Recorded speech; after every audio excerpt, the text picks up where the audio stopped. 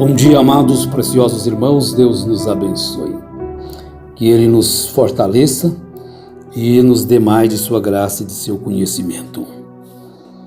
Bem, nós vamos daqui a pouquinho falar um pouquinho sobre Hebreus capítulo 1, mas façamos uma pequena base aqui, começando aqui com Colossenses capítulo 1, começando no verso 10.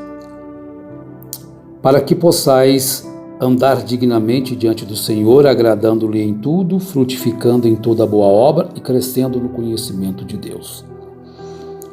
Corroborados em toda a fortaleza, segundo a força da sua glória, em toda a paciência e longanimidade com gozo.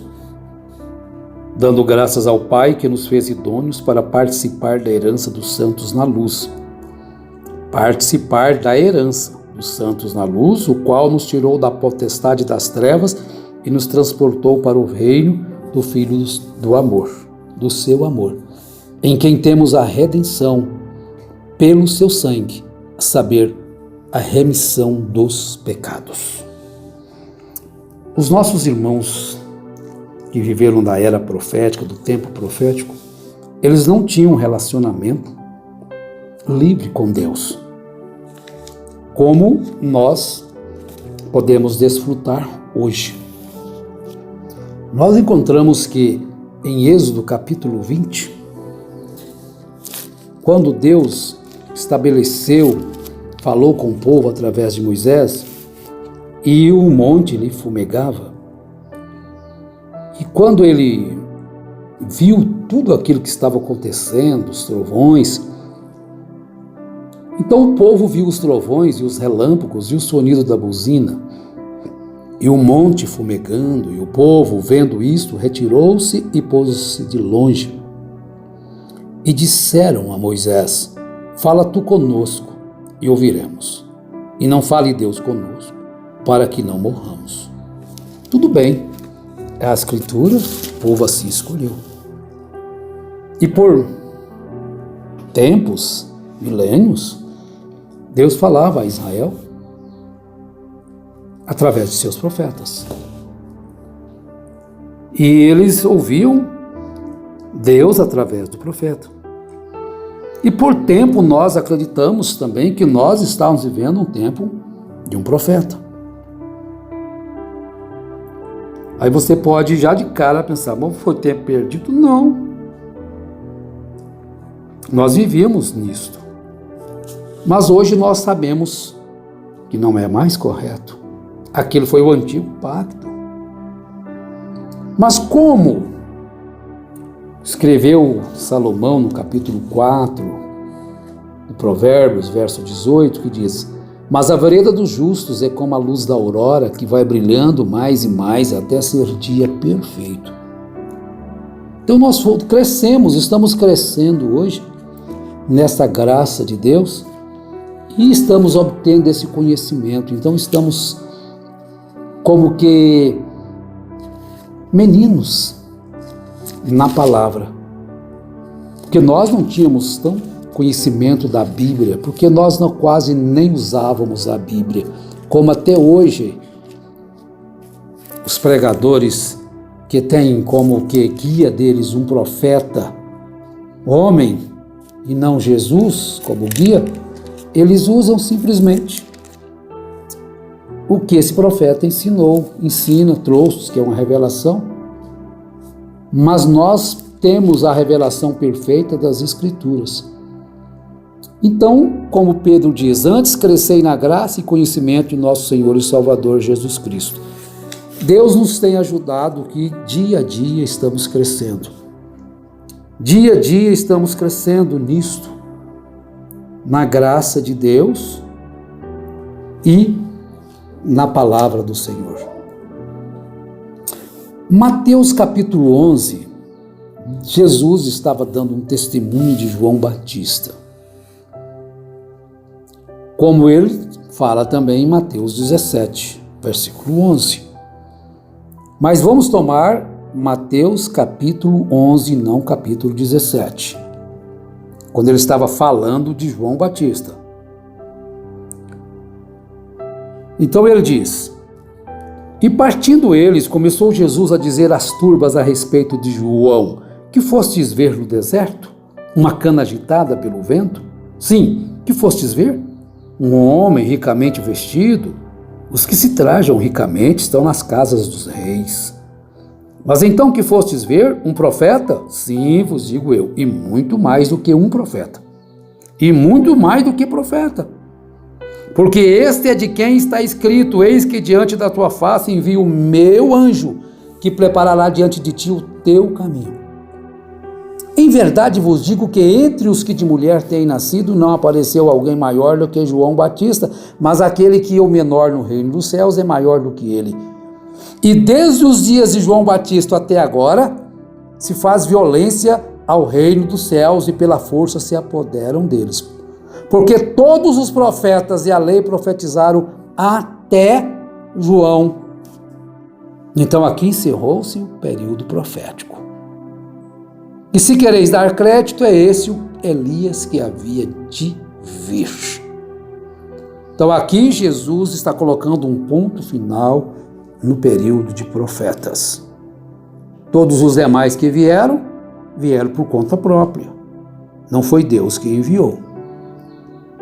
Segundo as Escrituras. Não segundo eu, mas segundo as Escrituras. Agora vamos a Hebreus capítulo 1.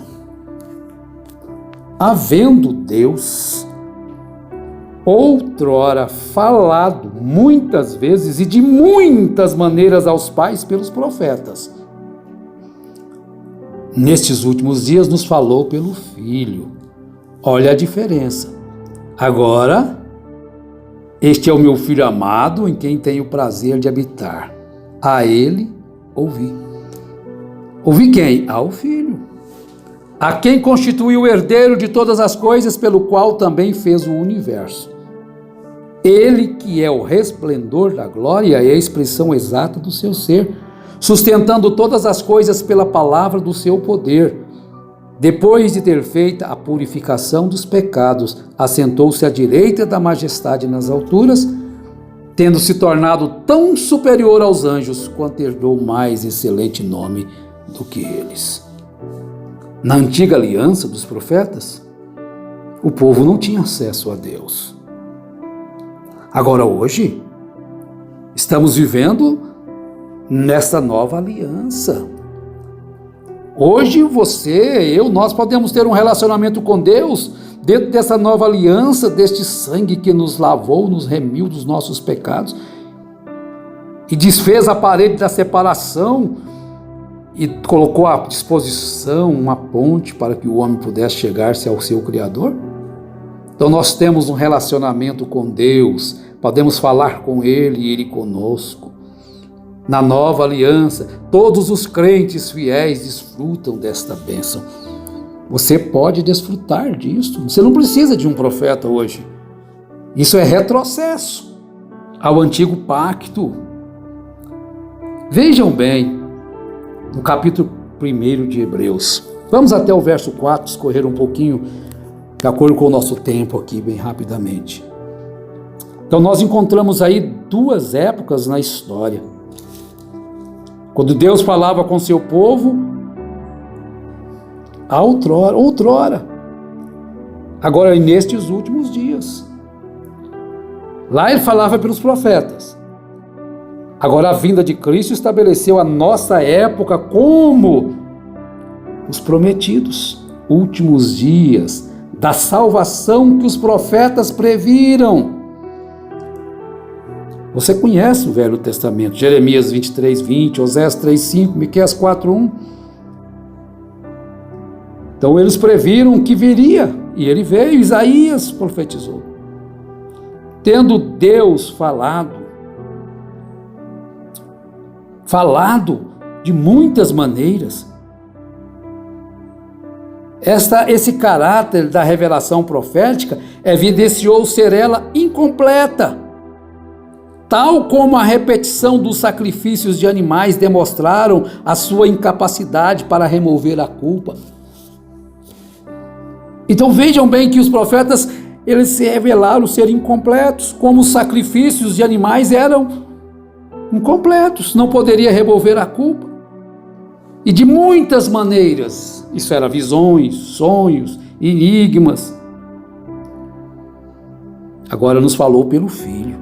Agora a coisa mudou, porque esta revelação é muitas vezes superior àquela dada através dos profetas. Agora nós vamos deixar essa revelação muitas vezes superior para ficarmos amarrados de novo num profeta que diz profeta? Ó, meus irmãos, vamos crescer na graça. Porque Moisés, o maior profeta, foi apenas um servo na casa de Deus. Agora Cristo é filho em sua casa. Agora, como os profetas fizeram, o Filho fala, mas a sua revelação é definitiva, não precisa de complemento. Não tem uma nova revelação, uma nova escritura. E este Filho é herdeiro de todas as coisas, porque a supremacia do Filho será manifestada na consumação da história, porque tudo foi criado para ele. Colossenses 1:16.